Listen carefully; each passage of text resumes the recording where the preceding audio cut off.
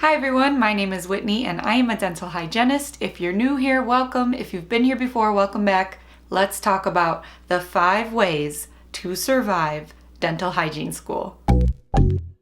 And before we jump in, I'd like to remind you about my career hub on teethtalkgirl.com/RDH. If you're ever looking for a specific topic, I have a search bar where you can easily find what you're looking for, and my Instagram @teethtalkgirl. Survival tip number 1, make time for self-care. This is something I didn't do enough myself, and I regret it. It's mostly because I worked and went to school, right? I went to both dental hygiene school and I had a job. So it was a super hard balancing act to try and drive back and forth from work and school and here and there. So my best, number 1 advice, if I can do it over, I would have scheduled more time for myself. We all know the recommended self-care things, right? Bubble baths, massages, going for walks, meditating, whatever your preferred self-care event or thing is. Even if it's as simple as stretching for 10 minutes every morning before you start your day, whatever it is, make sure to include it in your schedule. It will help so much in preventing burnout and keeping you physically and mentally healthy. Try to eat some healthy foods, move around, drink your water, look out the window at nature. I was so bad. I constantly was working, studying, clinic, working, studying, clinic, repeat.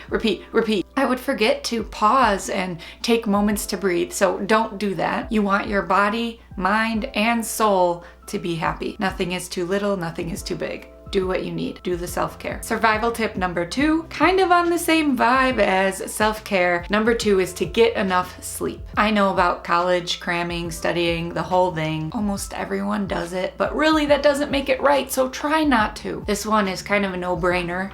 Get enough sleep. I know we're all aware on how your brain makes better decisions and cognitive choices when you are not tired. So for tests and exams and practicals, it really is important to get a good night's sleep. It really is. Again, I wasn't great at this, so I'm going in order of importance of things I personally wish I would have changed. For me, when I don't get enough sleep, I get sick. Like, I literally will get a cold and just feel overly fatigued and icky, which makes it even extra harder to focus when you don't feel great, right? And now it becomes a vicious cycle of not eating healthy because you're pumping that caffeine to keep you awake. You're too tired to go on a walk or do your workout or do your 10-minute stretch in the morning. And it's a whole thing. It's a vicious cycle. Being tired usually brings upon a bunch more negative things. So let's just prevent all of that by trying your hardest to get enough sleep and rest. Survival tip number 3 is to stop freaking out. Again, easier said than done, but I for one would get way too nervous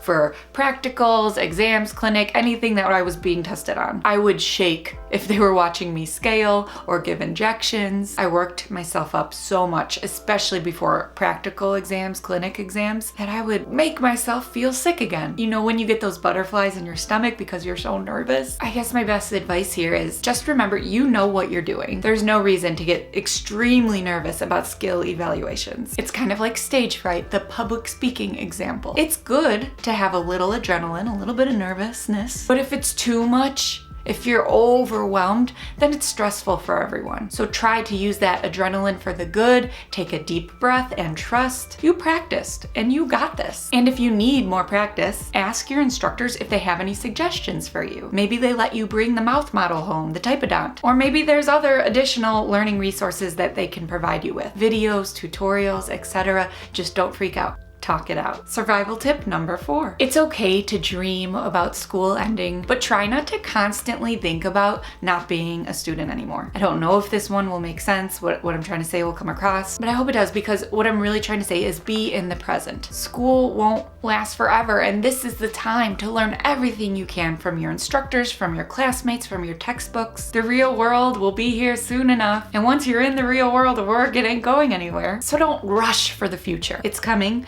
Enjoy your schooling now in the current. As dark of days they might be right now, one day you might actually miss them. Survival tip number 5, focus on ergonomics. I hunched over all the time. I got in the weirdest positions, and when I saw an instructor walking past in clinic, I would sit up straight really quick until they're gone, and then I would start hunching over again when I saw that they were gone. It's one of those things, I get it. You want to see what you're doing, so you get in all these weird positions, but it's more important in the long run to set yourself up for success and learn how to see indirectly with the mirror. and learn how to position yourself in the patient's chair and the light in the correct positions for you to see without bending your body all around. Habits are so much harder to break than to form, so try to form a good habit of ergonomics while you're in school. Your body will be so thankful, because I didn't do that, and I had a rude awakening when I started working 8 hours to 10 hours a day, and I was like, okay, gotta start doing this ergonomics, you know what I mean? It started really hitting me, and I was like, gosh, I wish I would have